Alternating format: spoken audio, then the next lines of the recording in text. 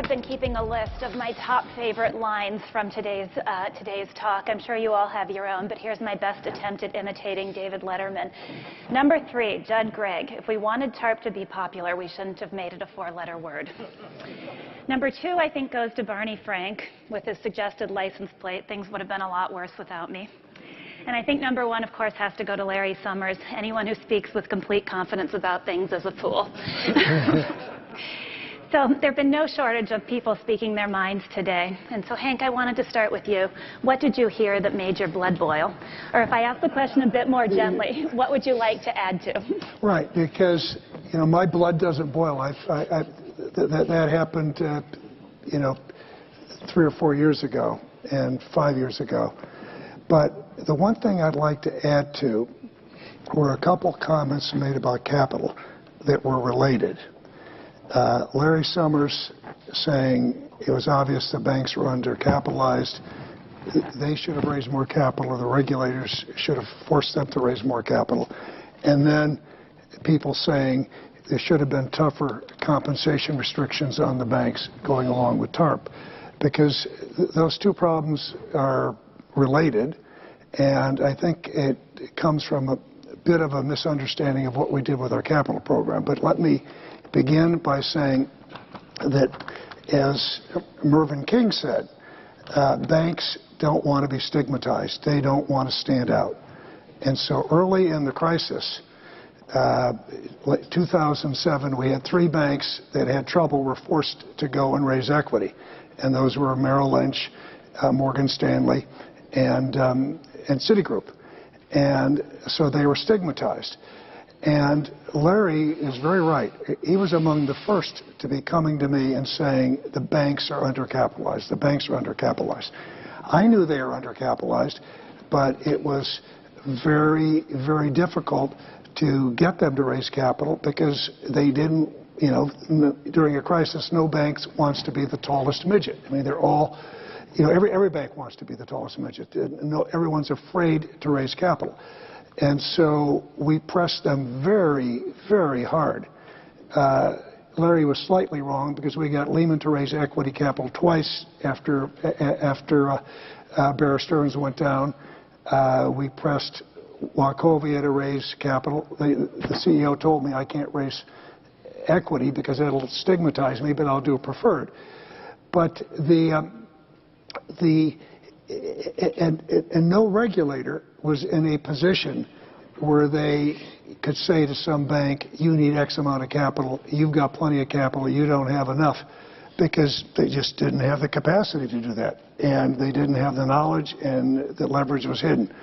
And so this gets to our capital program and why we designed it the way we did. Our capital program was totally different than what the Europeans did.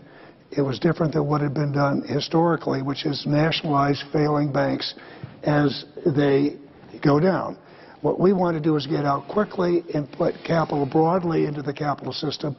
The only way we could do that was on a voluntary basis. Just imagine, I took plenty of criticism from one bank CEO who didn't even want to take the voluntary, quote, voluntary capital when we encouraged them to do it quickly. So we got out quickly, we put capital in, and I think that is why the stress tests worked in America. I think the stress tests were a logical extension of the capital program. The banks, it had been stigmatized, they're eager to pay back the capital, the regulators had the tools, and we had we had a system that was well capitalized. But we could not have done that if we had put strong compensation restrictions on the banks. We put some, but if we'd done that, we wouldn't have been able to go out broadly and have banks come into that program. If we were nationalizing banks as they're failing, that's a different matter. And as Larry pointed out, when you look at what happened with Fannie and Freddie and some others, there were some real restrictions. David, even if you agree with the notion that it was impossible to put compensation restrictions on the banks, what was it like to have to manage through that? Oh, it's fun. Well, first of all, before I answer the question, let me say how much I appreciate Hank and this partnership that we put together around this event. Before this, our greatest collaboration was sharing a parking lot. So now we've done this, and I hope it's the first of many joint programs that we can do. And I thank all of you hardy souls who are still here at the end of the day. It's been a great day here. And I should mention that Bethany was fellow at the University of Chicago Institute of Politics last spring, and I think there are plenty of folks here who can attest to what a great contribution she made there. Having said all that, you know, I want to actually take your first question and adapt it to your second, okay. Which is I too have a high boiling point. I've been in politics all my life, so you have to. And I think we've had great discussions. It's more the omission of part of this story that I think somewhat bothersome, and Chris Dodd alluded to it at the end. There was an overlay on this crisis, and that was the long-term economic trends that have sort of marginalized a lot of people in the economy, flattened wage growth, and you know, that has created a lot of tension among middle-class people and people aspiring to be middle class. The median wage today is $5,000 less than it was, you know, a decade or so ago, and that's after some recovery during this period since the crisis. And it's translated into a tremendous amount of anger and mistrust that is, you know, we're celebrating the recovery of the financial sector from the precipice, and Hank and many others, but Hank in particular deserves credit for what he did in that moment. But the economy itself has a long way to go. People who lost their homes and their jobs are still suffering with the consequences, and it translates into numbers like these. By a 2-to-1 majority, 2-to-1 people believe that the bailout was a bad idea. By 4-to-1, they feel reforms have been inadequate. By 4-to-1, they think Wall Street got off easy. 2/3 think this could happen again. 74% believe the stock market has partially recovered, but 54% believe household incomes have hardly recovered at all, and 52% feel that the job market has hardly recovered. And then finally, 71% of respondents believe government policies following the recession have done nearly nothing for the middle class, but 69% think those same policies have been of great help to banks and other financial institutions. Neil said something earlier on the political panel that the steps that were taken to stabilize the financial industry were absolutely necessary, but they violated some fundamental values that we share. There's this notion that you behave responsibly and then you're accountable for the mistakes you make, for your failures. They feel that most people feel those are the rules they live under, and so the concept of bailouts is to them. And so when you overlay this issue of executive compensation, that further infuriates them, because not only do they think people are getting bailouts, but now they think some of the people who are culpable are actually getting rewarded for bad behavior, and it fundamentally violates their sense of right and wrong. So it's contributed to the jaundice that we see. So yes, it was a difficult issue to manage, and I think it all of this continues to be a festering sore in our kind of social fabric. I agree with everything David said right there. So you know, when you've got a big, ugly problem, there's not a perfect solution, and so you know, I might have liked to have seen greater curves on compensation go along with the capital program, but then we wouldn't have had the capital program we wanted. Let's talk about compensation for a minute, though. In your documentary, you referred to the bonuses as sheer cheekiness, which is a phrase I think is great. But writ more large, I've heard the argument that for all the fixes we've put in place to make the system safer, if you don't fix the most important thing, which is incentives, you don't have a real fix. And do you think that we've fixed the system of incentives, and do you think that that's the right thing to be looking at?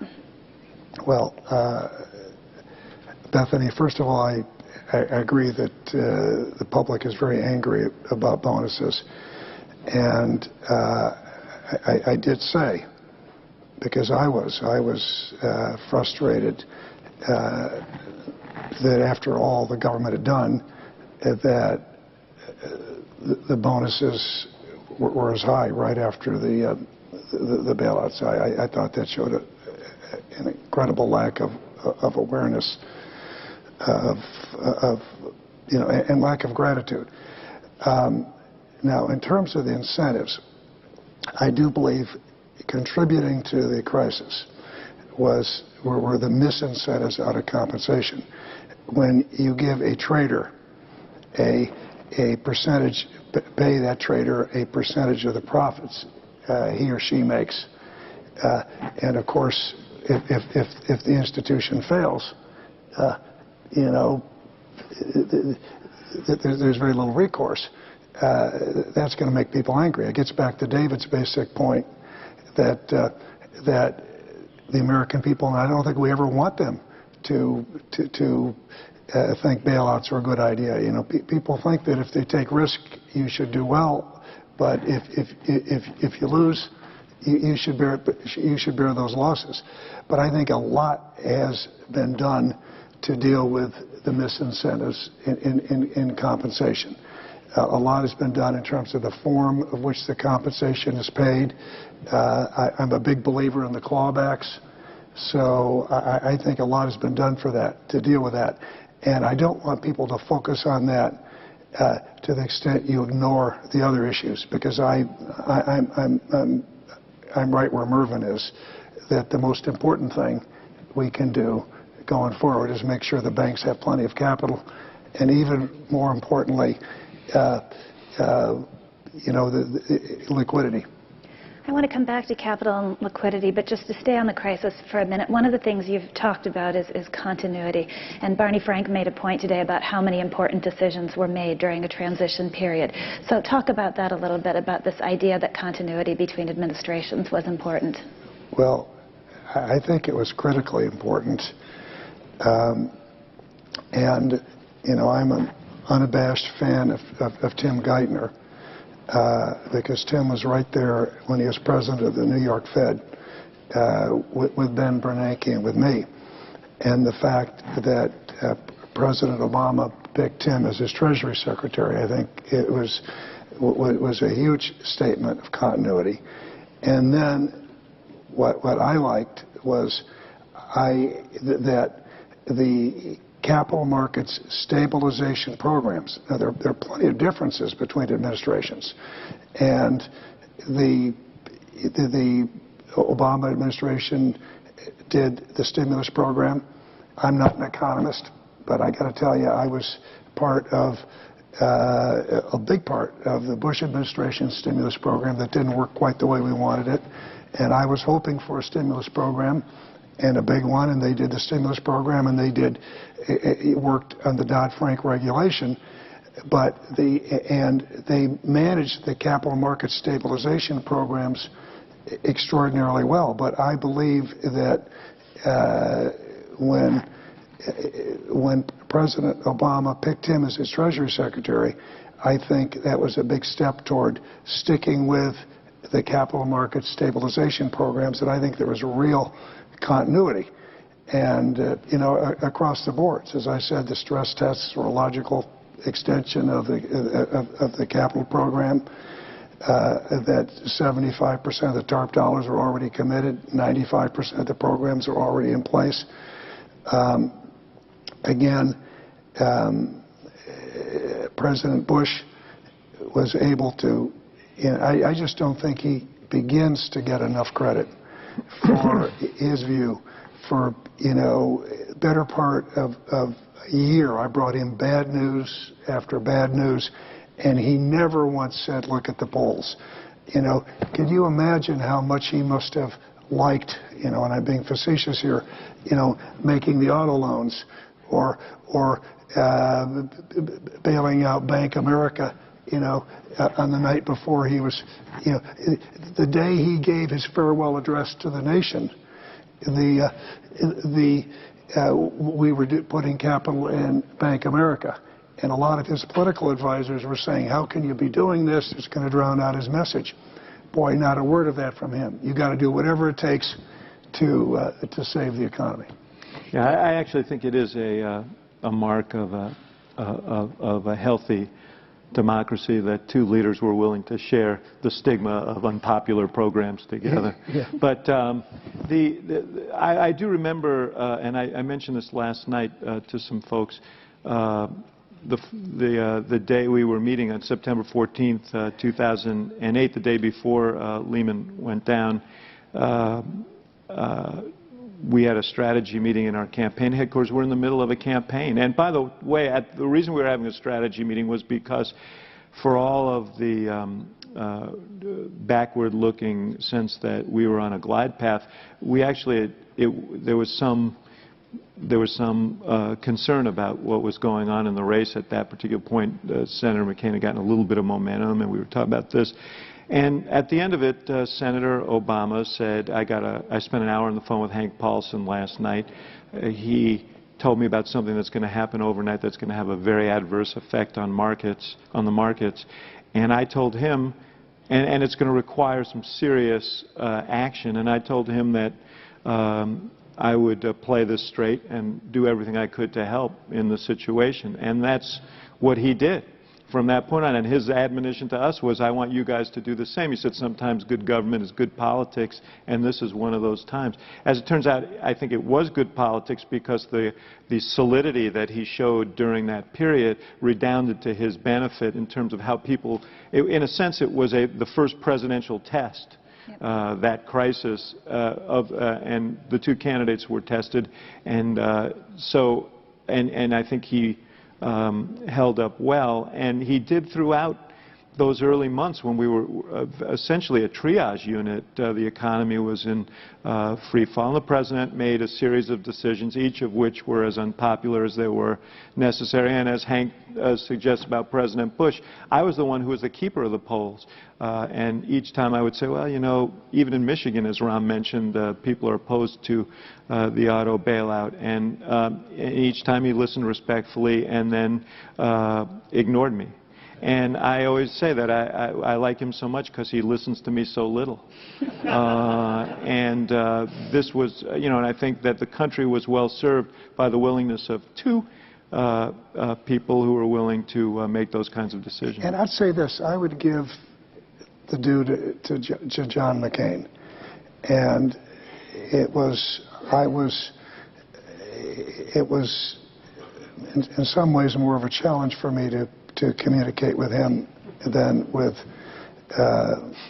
President, or Barack Obama at the time, candidate Obama, before the election.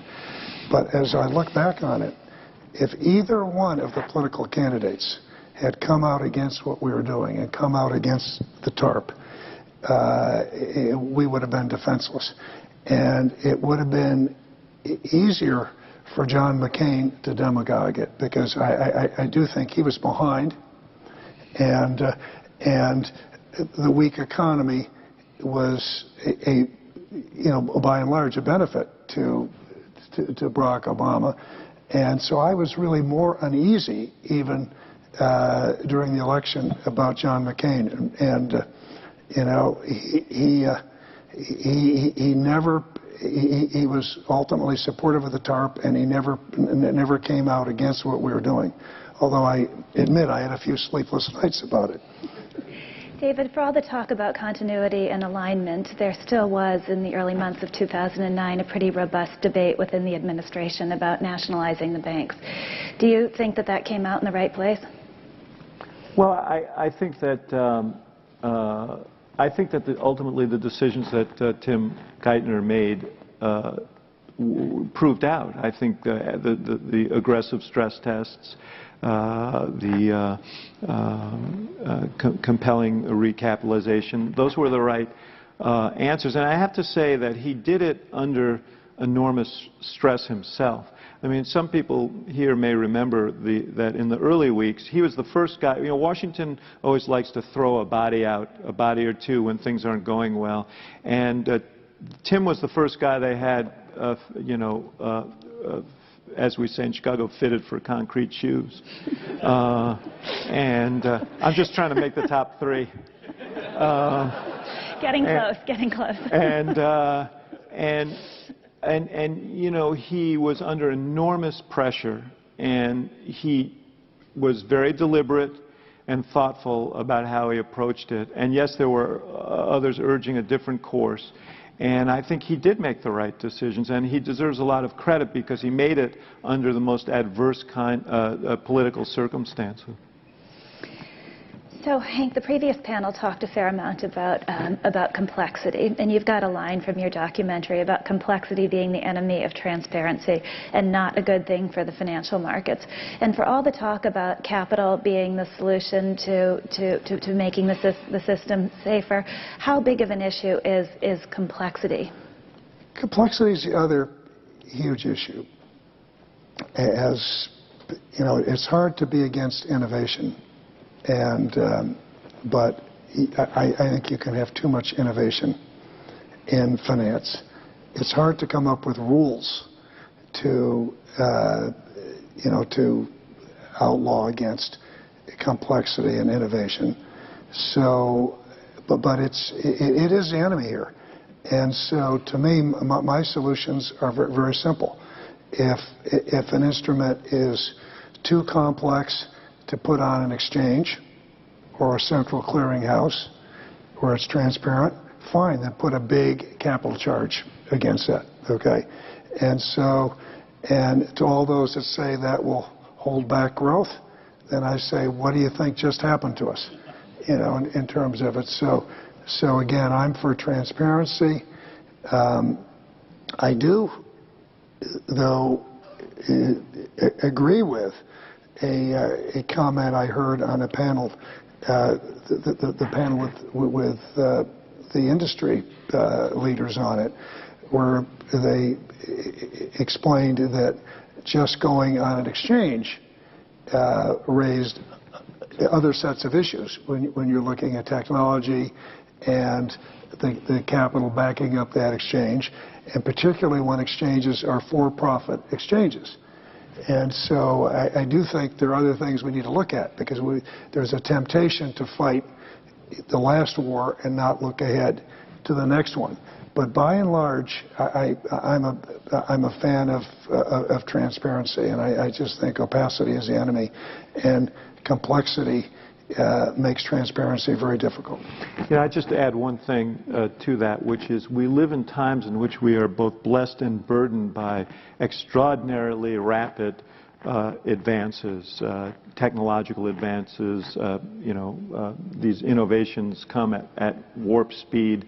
And I think one of the challenges is we want sufficient oversight to protect the larger, the system and our economies from the kind of dislocation we've gone through without impeding the upside of that innovation. And I think that's going to continue to be a challenge, because I think these cycles of innovation are going to just increase in their speed and their complexity.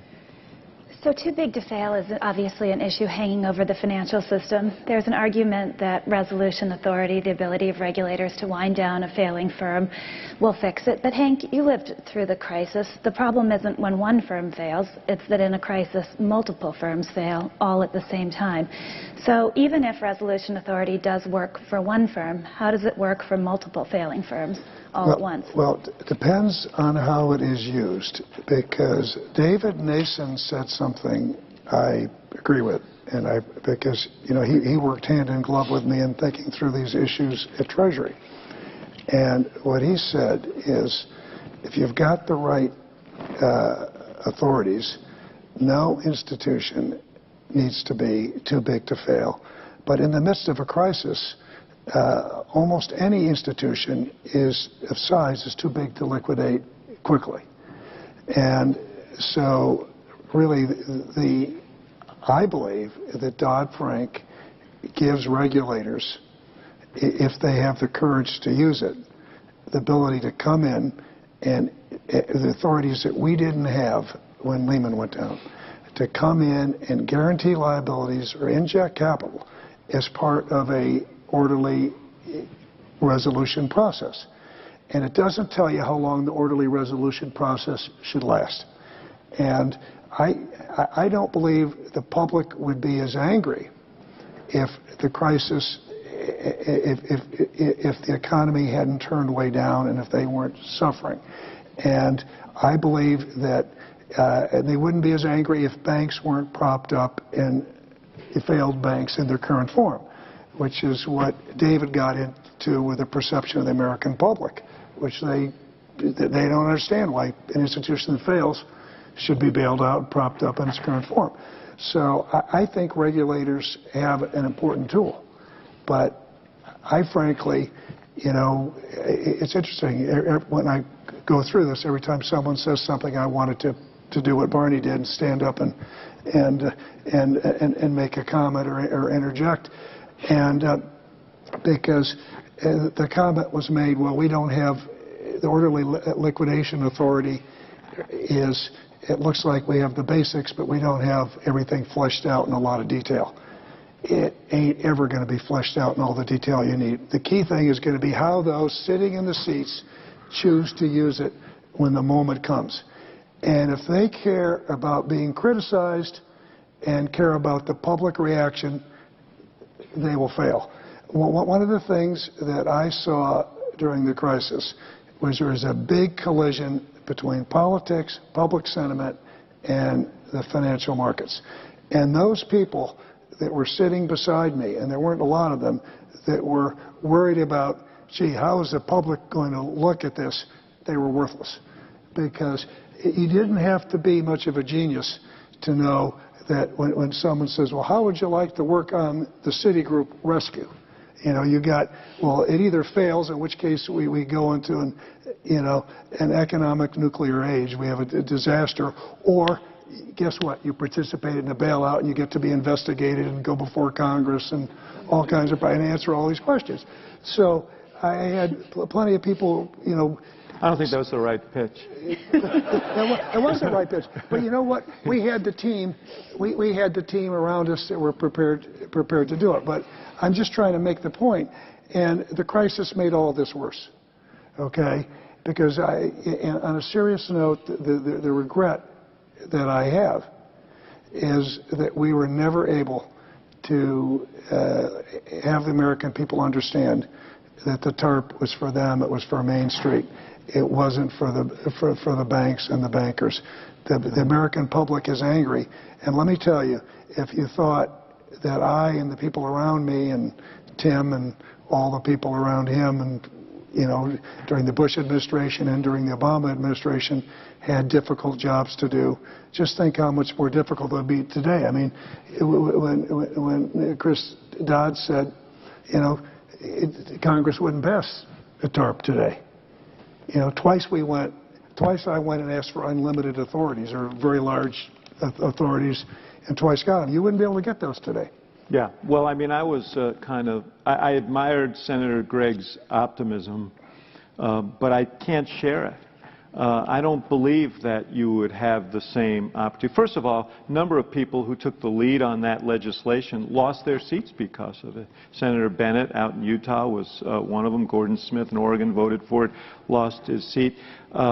Secondly, the Republican Party, I think you saw the leading edge of it in that room, in the Roosevelt room when you had that discussion, Hank, when everybody was there. I saw the heart of it. And yeah, but it's expanded now. 2010 expanded. Rahm was wrong.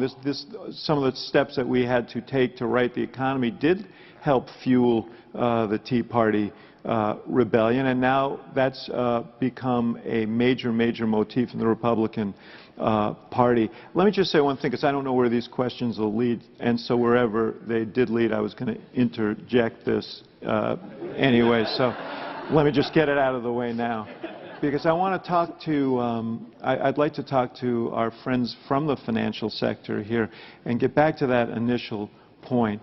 Ultimately, I don't believe that, there's this big debate, about redistribution. Redistribution is a let's set that point aside. But there really is a challenge, which is how do you grow an economy in which there's broader opportunity, and it goes to things like education and investment, in continued investment in innovation and energy and infrastructure and a whole array of things. If we don't have a strategy to do that, and we're satisfied with increasing polarity in our economy, this anger is only going to well. And when it comes time to do things like God forbid that you guys had to do if we face those kind of crises, or if we're trying to build consensus around our institutions, we're not going to be able to do it. So everybody has, to me, a shared interest in seeing policies that will help promote a broad growth and opportunity. And if we don't do it, I think we're going to pay a very high price for that. I want to just say one thing, and this is not because I'm not sure as to the answer. The debate between Rahm Emanuel and Judd Gregg, where it would be today. But if it would be different today, I think it would be because of how angry the public is. I don't think it's the Republicans versus the Democrats, because as I looked at it, and I'm just not a partisan person. I worked so well with the Democrats, I think the Republicans sometimes wondered if I was a Republican. But you work with the leaders, and so I do think that since the Democrats were the leaders, when you look at the Senate, we never had an issue with Republicans or Democrats in the Senate. When you look at the vote, the first, where we were on the TARP, Judd Gregg did a fabulous job, just like Chris Dodd did, and the Senate wasn't an issue. And in the House, I do think when you're doing difficult, unpopular things, the leaders, step up. And Nancy Pelosi, I just stepped up big time, as did the others. And I believe that the Republican leadership was there. John Boehner was there. Paul Ryan was there. The leaders were there, and I think if the Republicans were in the majority, we would have worked with them and got through it in the big crisis. I think the thing that's the difference is not the parties, it's the public. And I do think I had a good number of politicians say to me, and a good number of members of the press say to me, that the one thing we all underestimated, everybody knew it was going to be a very unpopular vote. No one knew the extent of how unpopular it was. You might have known it, but there weren't. I would say that I thought both Democrats and Republicans were shocked at how angry the American people were, and the financial press was too.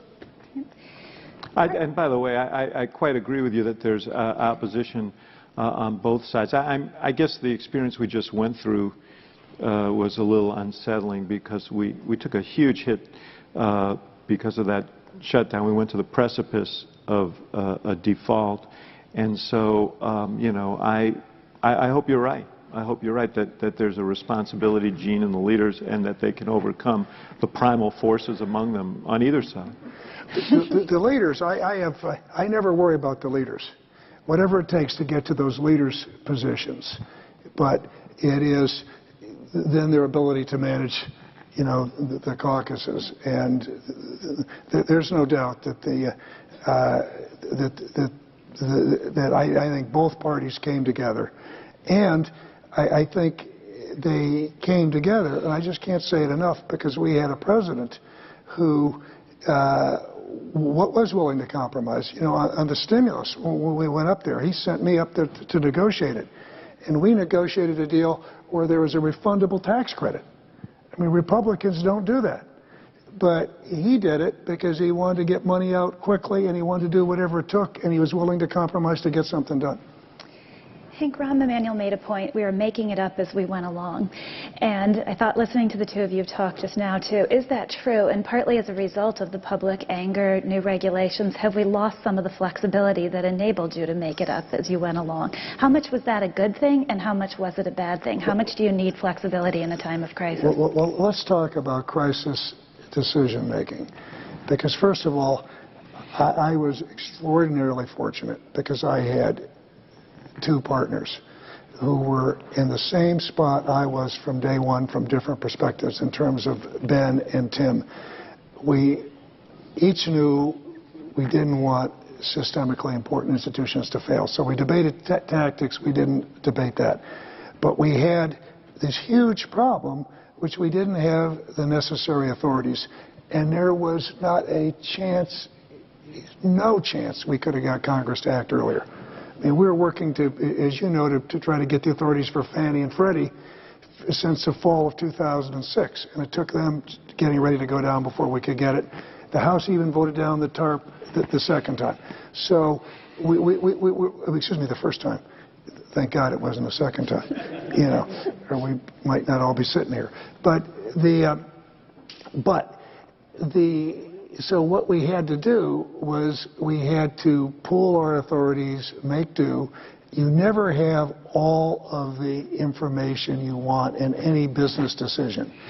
And the nature of crisis decision making is to act without enough information and to act doing something that's often very objectionable, but it's better than the status quo, doing nothing.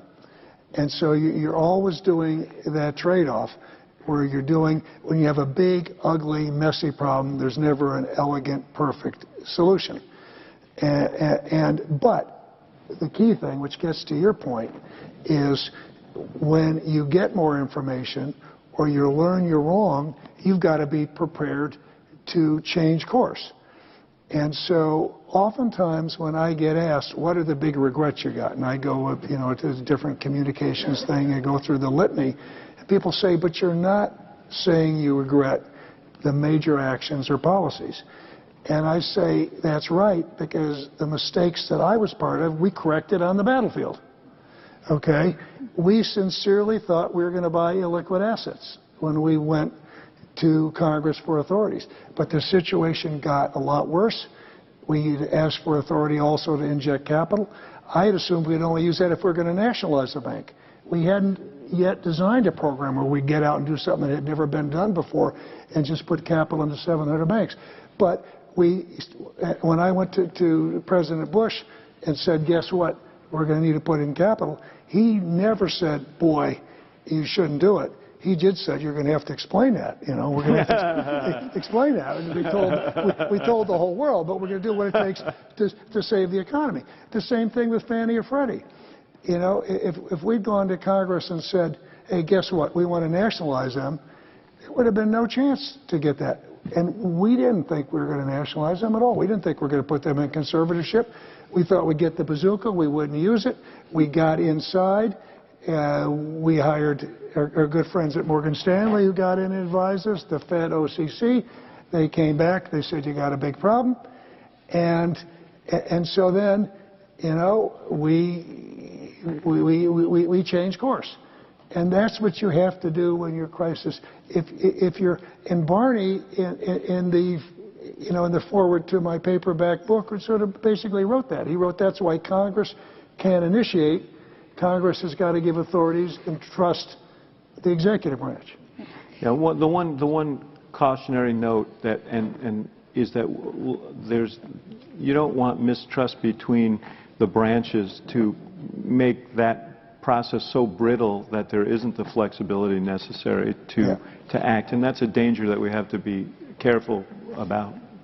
You betcha, and that was something that, and David's just a very nice way of saying it, undermined my credibility with Congress, and it did, you know, and when there was nothing worse than the last few weeks sitting there doing the things we felt we needed to do, because right up until the end we were making the loan to the auto companies, doing the B of A deal, and I knew that the American people were angry and were unhappy with TARP, and the fact is but I do think that when there's crisis decision making, if the law is too prescriptive, it then becomes very difficult for decision makers to do what they need to do. David, how do you chart the course between that need for flexibility and then the after-the-fact argument they were out of control? Secretary Paulson was King Paulson. How do you make that work politically? Now, this is what I was speaking to before, and I think this, we're going to have presumably presidents of different parties at some point.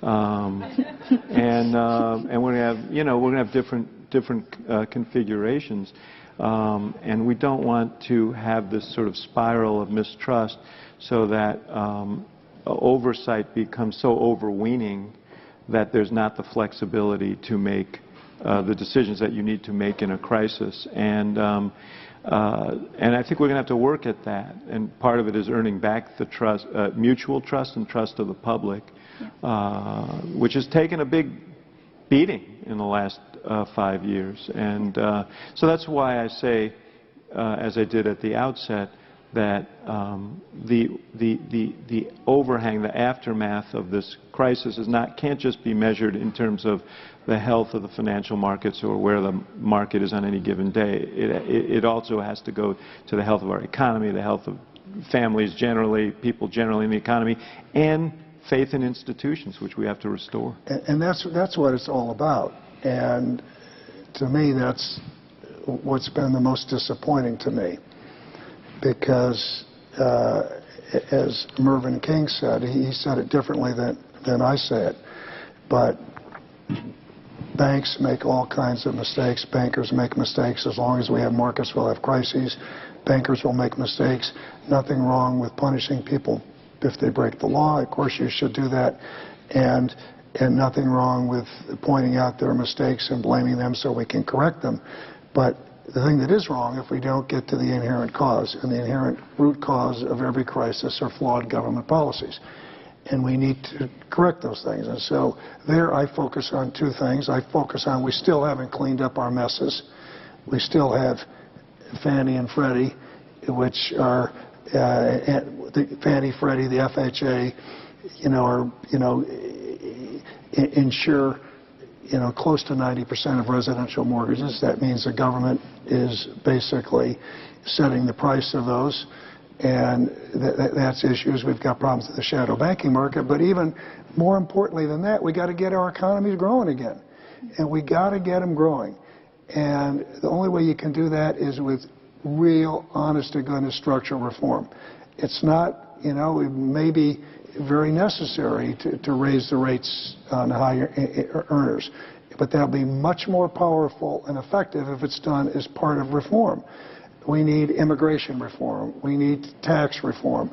We need, there's just so much we need to get done to restore our competitiveness. So I look at,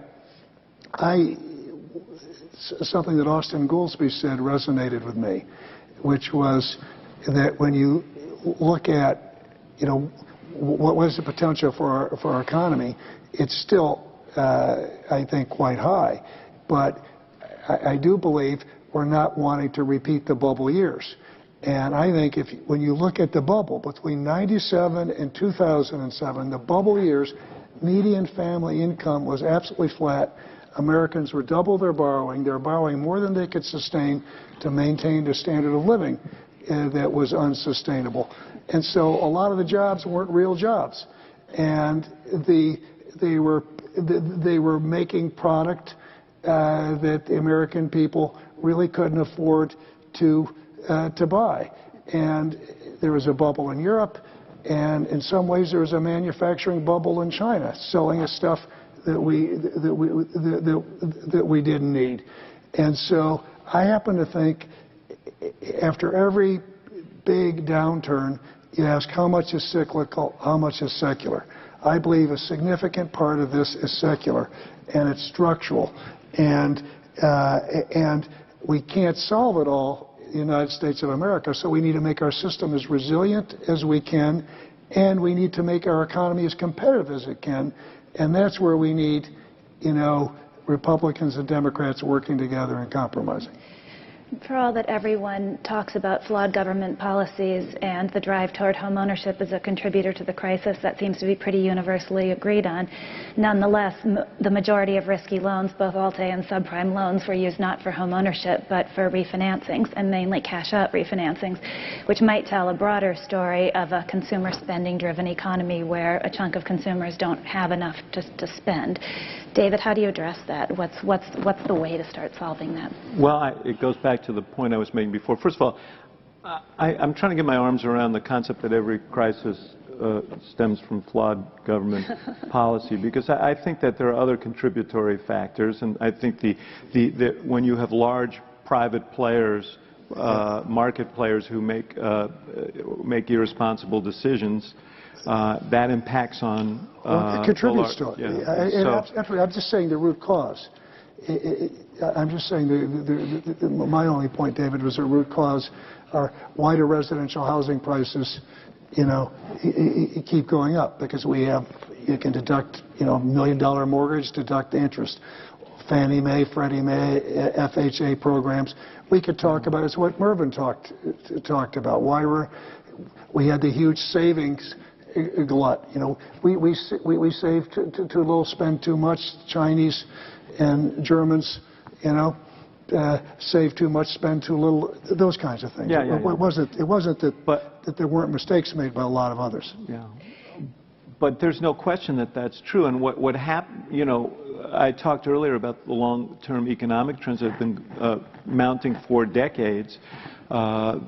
Changing nature of the economy, the marginalization of a lot of middle-class jobs. You can't turn that back, and you don't want to turn that back. But you have to think forward and think about, well, what are the opportunities to create jobs that can support middle-class incomes? And what happened was that people compensated for the loss of income by borrowing. Yep.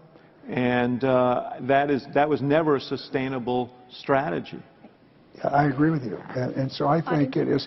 I think there's too much. That Democrats and Republicans. When I talk to economists on both sides, they have the same. They see the same symptom. They would treat it differently. But I think so. The question is how you increase the competitiveness of our economy, the growth, all of those kinds of things, which I think was actually declining for decades. You go back. I gave the 10 years of the bubble. If you go all the way back to 1977, median family income was only increasing like 0.6% a year. So we've had declining competitiveness for some time in the country. That was. Yeah. So, and I agree with you that there are varying approaches to how to do this. I think the only way ultimately, and I don't know whether it's possible in this environment, I think it probably isn't in the short term, but is an amalgam of things that include both the kind of structural reforms you're talking about and the kind of investments that are necessary to grow. I agree with you. Audience questions? We've got a few minutes left.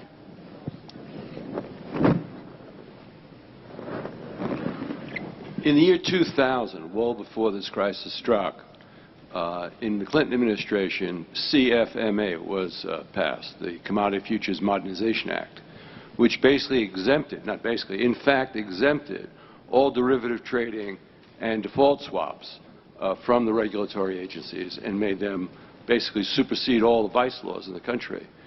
Would you consider that to be a flawed public policy? You're asking me to take that question for Larry Summers, aren't you? I would say we had a flawed regulatory structure, which was, bifurcated, and I still think we do. I think the fact that we have 5 regulators all arguing about how to implement Dodd-Frank is one of the reasons why it isn't done yet. So I think we have a flawed regulatory structure. Now, to get to the derivatives, you never have, my view is, there you've got complexity, but you never, to me, we never have a problem when it's a good idea. I mean, when it's a bad idea goes nowhere, but when you can have too much of a good idea. And that was the case with securitization, that was the case with the derivatives market. And, so I agree with you that we need more transparency in the derivatives market. And one of the things I applaud about Dodd-Frank is the idea of forcing derivatives contracts on over-the-counter, on clearinghouses, central clearinghouses, and exchanges. And I'd be even tougher. I wouldn't be exempting different classes of derivatives, and if they don't go on those exchanges, I put a big capital charge against them.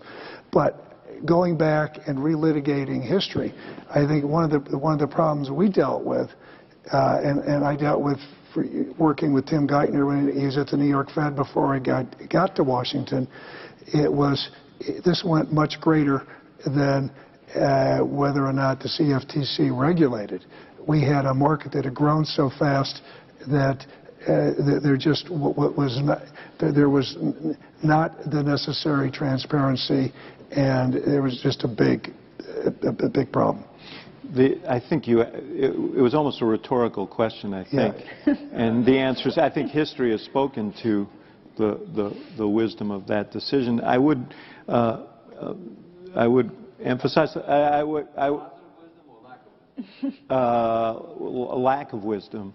But I think Mary's point was important too, which is if you can have structures set up to police these or oversee these markets, but if they're inadequate, then you're going to continue to have problems. But when you sell it on the basis that you're going to supersede state gambling advice laws, isn't that a warning sign? Yeah, I wasn't there, so I'm not here to defend that decision. As soon as I heard the word derivatives, I thought, oh no, but I think we have time for one more question still. Yeah. Someone else? Hi, I'm Rashmi. I'm from the Booth School of Business. Thank you so much for organizing the event today. So you talked about the complexity of regulation. This may be kind of similar to the previous question. And Professor Krasner talked about the check-the-box compliance that a lot of the firms are undergoing, but that doesn't exactly target the big picture issues. And Ms. Shapiro talked about how there's confusion surrounding the SEC and the CFTC, and a lot of hedge funds don't know where to go for what kind of regulation. So there's a lot of complexity. And going forward, how do you think the regulation can become less complex but also more dynamic to really address the underlying issues and maybe even foresee some other risks in different loan types like student loans? I'm going to defer to the Secretary. I'm going to be brief here because you could talk for a long time on this. The first thing you've got to do is accept the fact that regulation will never find all the problems. Never. Unless you think the banks are trying to blow themselves up on purpose, it's hard to think that and they sure weren't. They weren't able to find the problems. It's hard to believe regulators are going to find problems that the banks can't find in every case. I can tell you, I worked very hard when I got to Washington to try to find the problems, and we never once thought about the money markets. Okay, we can come up with reasons why, but regulators won't find all the problems. So regulation alone won't do it. That's why, at the end of the day, what you need is a regulatory structure that provides flexibility and gives regulators the powers they need to manage a crisis and maximizes the chance that they're going to be able to see the problems in advance. I think we have I applaud Dodd-Frank because we got, some essential powers that were badly needed. But I would say to you, we still have a regulatory structure that I think is far from optimum. As I said, 5 regulators falling all over themselves trying to figure out how to write the rules and compete with each other, I just don't think is a way to do it. And I think it's complex. There's a lack of clarity. I said I thought we needed better regulation, not more of regulation. We got some of both, okay? But part of the problem you have is what I think Chris Dodd and Barney Frank have said. It takes a while. Let me tell you, our system is such that when there's a problem, we shine a light on it. The pendulum swings too far, but we work with the rules. And those rules, it's going to take a time for regulators to implement those rules, adapt them. We've got a poisonous political environment, right? Normally you go up for technical correction bills. You can't do that today. So it's going to take a while to do it, but I think we will get our arms around it and it will work, but we can't rely on regulation alone. And that's why you need moral hazard, and that's why no institution can be too big to fail. That's why it's just essential that we end too big to fail. I think we've gone a long way to doing that. I think the biggest way to do it is by making sure that the biggest, most systemically important institutions have significant capital charges and that the regulators have the tools to make sure we don't prop them up in their current form when they fail. Well, I guess that's a semi-optimistic note on which to end. So thank you all, and thanks to Hank and David for a really informative briefing. Thank you.